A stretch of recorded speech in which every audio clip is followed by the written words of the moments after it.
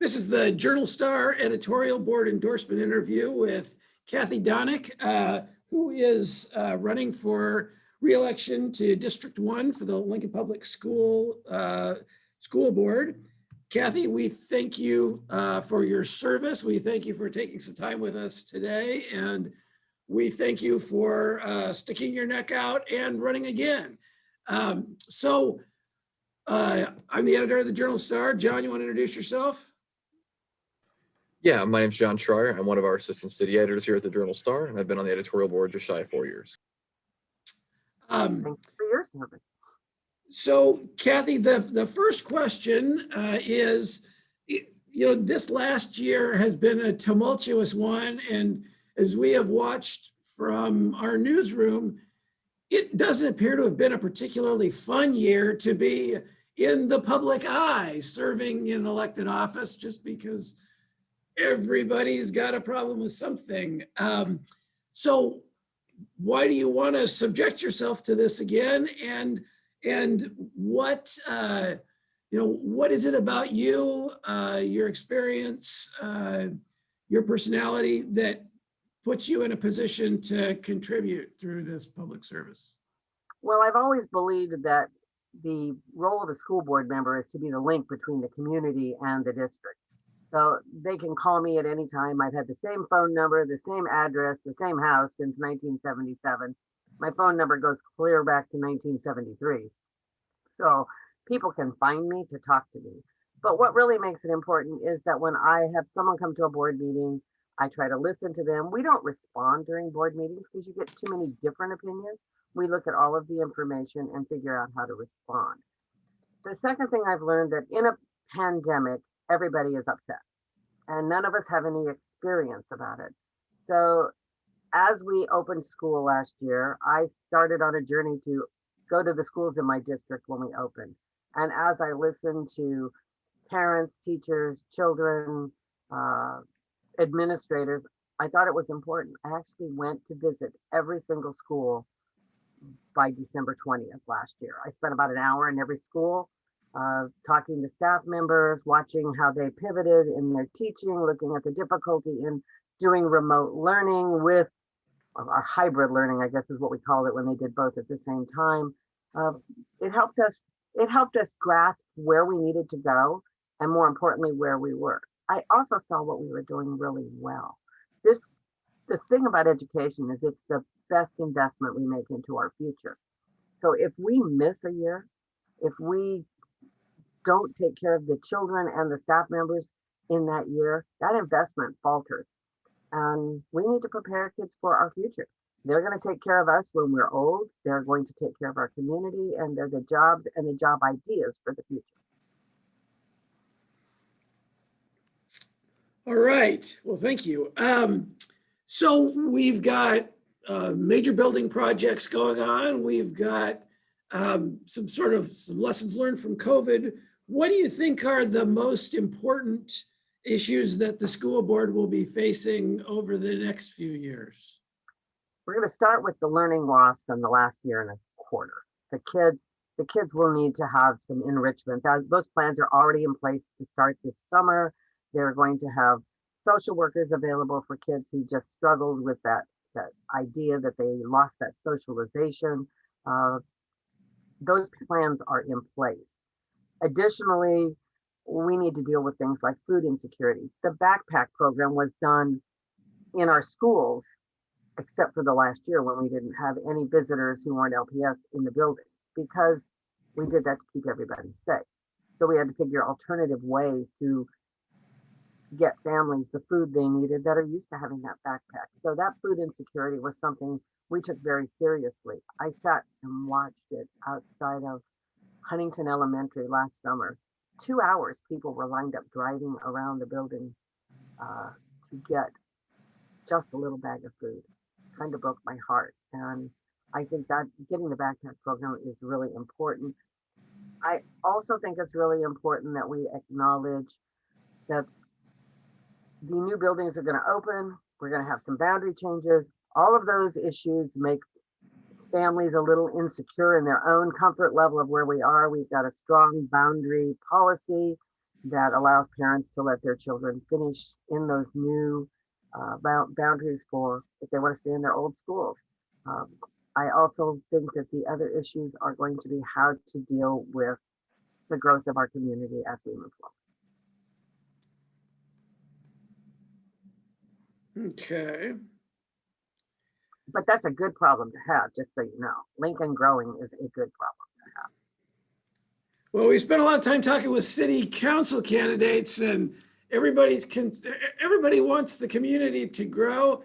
The question is, where are we all going to live? Because the housing issue is a difficult one. But that's not a school board problem, thankfully. Well, it is, because if they put all the housing on the external perimeter, it means we have to build new schools or transport.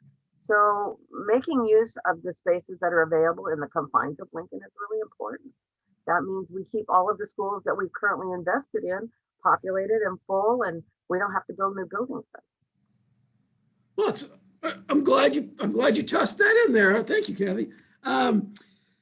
So you've talked a little bit about some of the, we can't have a conversation without COVID coming up all the time.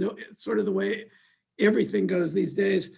But to expand on that a little bit, what are some of the, either short-term things that we haven't touched on yet, or long-term things that, as a school board member, that you have learned, or changes that you think are warranted after witnessing a pandemic? Well, overall, I think the pandemic was handled as responsibly as we could. I think we responded to the needs. We did the cleaning protocols. We put in the plexiglass. When we saw a problem, we tried to address it. One of the things I think we could have done was communicated a little bit better that this plan is going to evolve, because parents said, you gave us this picture of how it's supposed to look and you changed it. And teachers did the same thing. And I said, well, the information changes because none of us have lived through a pandemic before. And so we had to be able to pivot with the information as it changed. We were fortunate to have a public health doctor that sits on our board. So he gave us really good advice, and that gave us a pathway to make sure we were keeping our schools safe. If Dr. Rauner hadn't been there, would there have been another mechanism, you think, for the board to stay informed? I think we would have used the health department, which we did. It just gave us more outlets, and it was quicker because he was there. It was quicker. I have to tell you, he's also a personal friend. So if he weren't there, I would have called him anyway. So okay. This issue is it's capturing headlines. I don't know that I don't know how big an issue it is for Lincoln Public Schools, but the discussion going on right now about the state health standards, the health education standards. LPS isn't bound by them, but I'm just interested in, your thoughts on the topic, where LPS ought to be in relation to what the state's offering, and how you think the state ought to sort through this controversial issue. Well, one of the things I did when I heard about the state standards, because I got phone calls and hadn't seen them, was I called my state board member, Patsy Johns, and I asked her to explain where they are. And her exact words, well, and I quote, is, I don't know, I just got them today, I'm just reading them. So what I know about when you work on standards committees is they present a plan, a group of people get together, they devise what they think the plan should be. The plan then goes to the state board. That plan changes. So to remark about where the standards should be is opening a door to where I don't know they're going to be. Our current curriculum involves is very broad. It takes care of the students we serve. And I think right now it's serving our children very well. Until I see the standards completed, it wouldn't be fair to say, let's throw this flame out and see how everybody's going to react to it. I kind of know we've been through purple penguins. We've been through, if you remember that controversy. It's about serving the needs of kids. The most important thing we can do is have people available that can answer kids' questions. As a mom of 4, a grandmother of 8, I learned a long time ago, you only answer the questions the kids have. You don't give them extra information because they really don't want that when they're little. And I think kids want to know the answers of why am I a girl? Well, that's just the way you came out. Okay. Um, Parents want to have the way to get answers. We have those things available through social workers. We have those things available through curriculum specialists. And right now it's serving us very well. I'll wait to see where the standards are when they put them out. That won't be till fall. So things can change a lot in 3 months. Okay. Without Kent Waldemont, one of our editorial board members on here asking questions about water and such, we're flying through this interview. John, did you have any questions for Kathy? Yeah, I have one question I've been asking the school board candidates. In general, it's something we see a lot from members of the community who are frustrated by the property tax levy, their property taxes increasing every year over year. And obviously LPS is the biggest, the biggest slice of the pie when it comes to property taxes. How would you say the LPS board has been addressing residents' concerns regarding their property tax rate in recent years? So the property tax revenue is how we base our budget. And that's set up by state statute. So when property valuations rise, state aids to school are subsequently reduced. So what I tell my constituents is we need to work harder with the legislature to put that three-legged stool back in place. If our funding is based on our property valuation, we still have to serve the kids. And there's a whole lot of things that are not discretionary, but are mandatory. The property tax issue, we try our best to stay there. We do have a $5 limit. I know I keep reading these things. We need to limit what the school board can access. Well, it's already limited at $5. In 20 years, I've seen us reduce the levy to $1 where people were doing levy overrides. I see people doing levy overrides over $1.05. I came on the year that a levy override was on the ballot in Lincoln, and I was told by the people when I was running that you have an amount of money that is defined by state statute. You need to stay within those limits. So that's how we budgeted. We tried to stay within those limits. The other thing we have is a really great accounting and finance staff, a budget staff that understands our budgeting ebbs and flows. So when the valuation goes up, we plan for the state aid to go down in the next year or two so that we can budget that. I think that's how you make sure that the budget kind of keeps a flat line. It doesn't affect the kids much. I don't know if that helps. I think It did, yes, thanks. What about Kathy? How warily are you watching what's happening at the legislature right now? As far as, has LPS got a lot to worry about, a little to worry about? One of the things I'm concerned about is diverting dollars from public education to private schools. Generally, families that can afford private schools I don't believe public dollars should be spent on private schools. We already pay for all the special ed needs of the kids in private schools. Most people don't know that. My one child is a school psychologist. She provides those services at 4 parochial schools as well as her elementary school. And we provide the speech language pathologist, the physical therapy, and the services. They help identify the services needed to serve kids that are special ed. But I still believe public dollars, until you fully fund public dollars from a state level, you should be funding private.